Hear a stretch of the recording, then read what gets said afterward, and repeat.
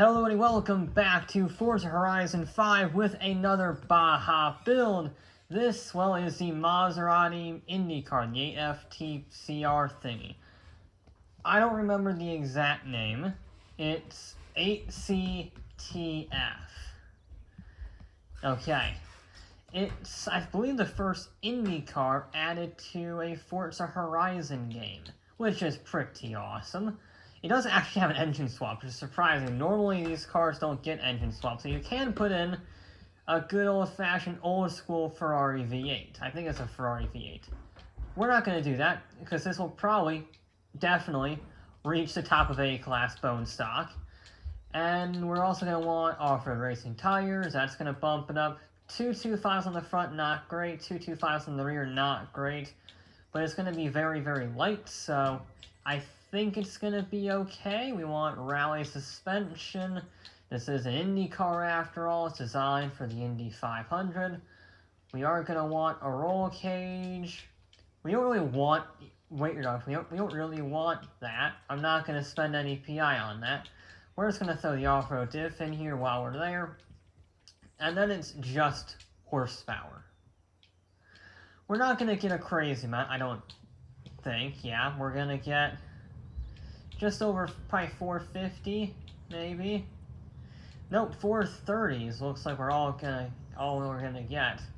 So we do that. Can we sneak some in? No. There we go.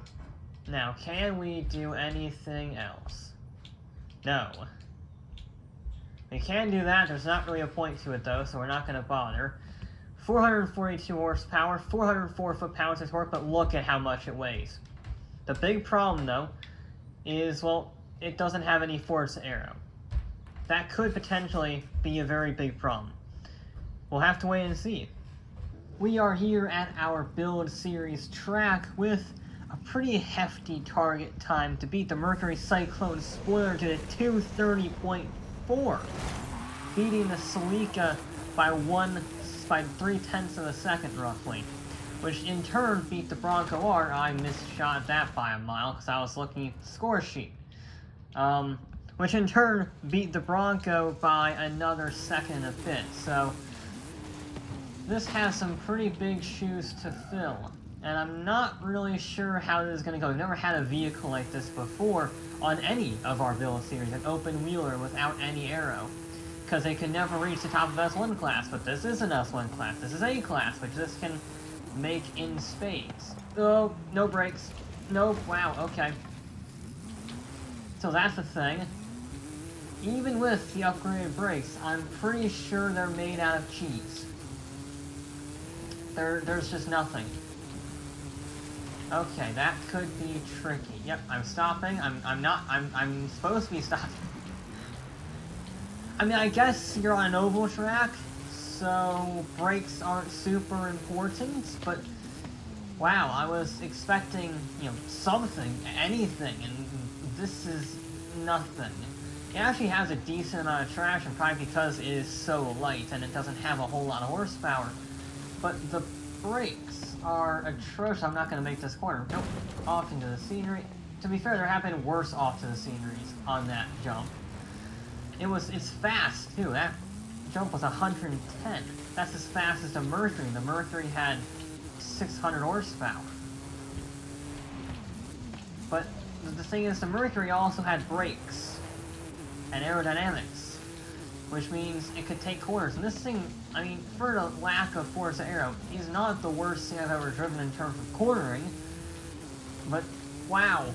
And we're going to brake right about now. That's a little early, actually, but we did at least, stop for the corner.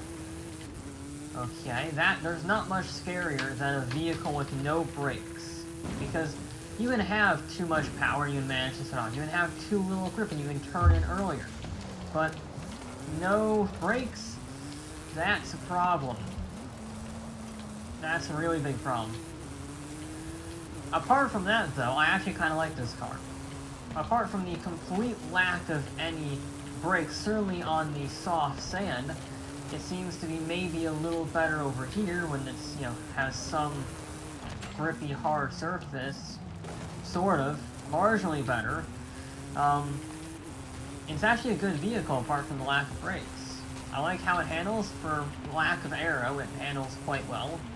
Obviously, it's not going to have the same sheer level of grip as that Mercury, because the Mercury had downforce and it had, 305s all around. This has 225s all around. The only thing this has is that it's half a ton, if not a full ton lighter than the Mercury, which is a lot, and which is why it gets up to such crazy speeds, because it just has no weight to pull it. For missing a lot of checkpoints, a 243 is not as bad as I was expecting, because that was an atrocious run, and it was on par with the other atrocious runs, and that had twice as many screw-ups.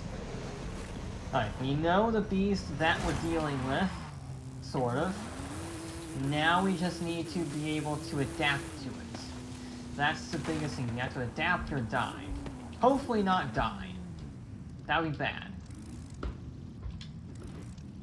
There we go. Line it up. We're not on launch control, which is good, because I think this vehicle is bogged down. And then we short shift through the gears, because this has an off-road differential. And then we got on the brakes nice and early. Just barely on time. I'm braking like I'm braking with my Celica with the Mercury, and I can't do that. Because it's so fast. It's so fast. And yet, it does not have the brakes. It has 1939 brakes, which they are improved. They're upgraded. But, yeah, it's not ideal still. I'm kind of surprised by that. The Renault had better brakes, and that's, in second to last. Okay, now, be smooth. There we go. We made sure to get it this time. I should carry good speed through there. Carried very good speed through there, heading up the hill. Get on the brakes on there. There we go, there we go. We didn't even bog down. We used, I think it's a supercharger, to pull us through the RPMs with all that torque. That is good. Has more torque than the Celica, that is for sure. We got on the brakes a little bit later. Still, I'm not too trusting of them. But, you do what you gotta do. I mean, short shifts in here, I really like the gears on this thing. That is one thing I will praise on. The gears I am a big fan of, and that was a great run through there. If we can just keep it nice and tidy on the brakes, we might actually have a half-decent run here. Use a little bit of handbrake just to get that front end turn, because I was a little late there. Ooh, back end wanted to let go through the, I guess, chicane, because it's the stone wall. Yeah, that's what I call it, the stone wall section. They're hardly walls, but whatever. Now get on the brakes nice and early. Handbrake perfect through there. Didn't even hit the bin this time. Okay. That was the worst part. That was the worst part for this vehicle completed. Got on the brakes. Again, 78 miles an hour is not bad from there.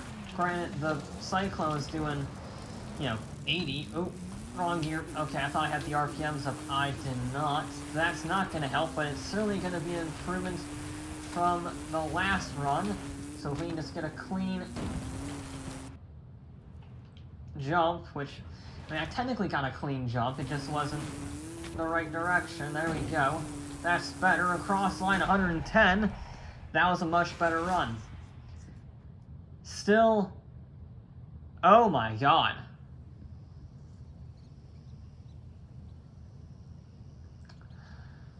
Okay, I need to stop making predictions. I thought that was a 239. It's a 229. Yeah, it just ate the Mercury for breakfast. How? How? It should not be that good. I don't have confidence in that car. And yet it just beat it by 0.7 of a second.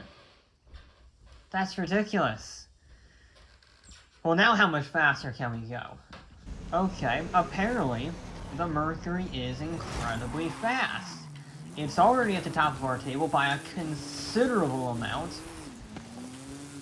And I still have more to go. I still have more confidence to go with the vehicle. If I can have full confidence on this run, at least, 80% confidence, it will eviscerate everything. I am astounded by this vehicle, because I really don't like how it drives. You had to brake really early, but it's so light, and it has so much power, and it has so much controllability, that it doesn't matter how terrible it is under brakes, because I can make up the time elsewhere. It doesn't even have Forza Aero, but I guess since it's not very high speed, it doesn't matter as much, which makes sense. Downforce is only effective at high speed, so on this course you never get above 125. That is perfectly okay. And we leave it in fourth, run a little bit wide, and we carry the speed in fourth gear.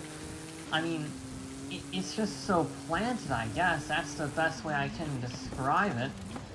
You gotta get on the brakes really early, but once you do, once you get those braking points right, you understand them, it's a really good car.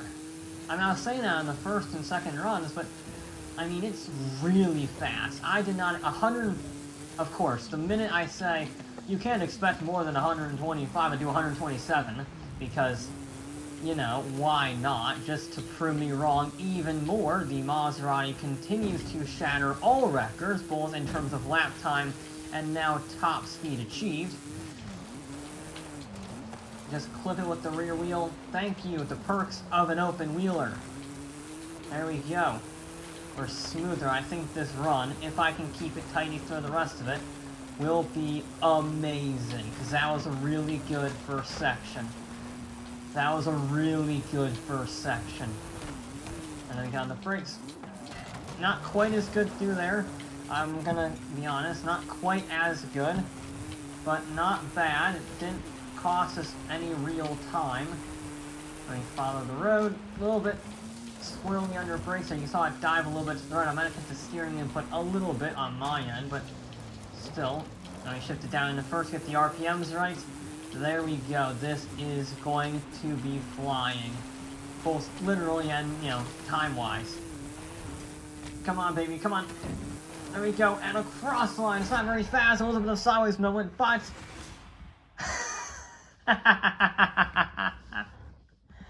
That's dumb. That's so dumb. A 226? A 226? Huh.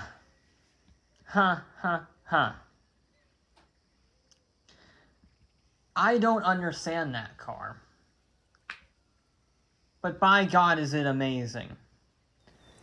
You see, what just happened there is it went exactly 4.004 seconds faster than the Mercury.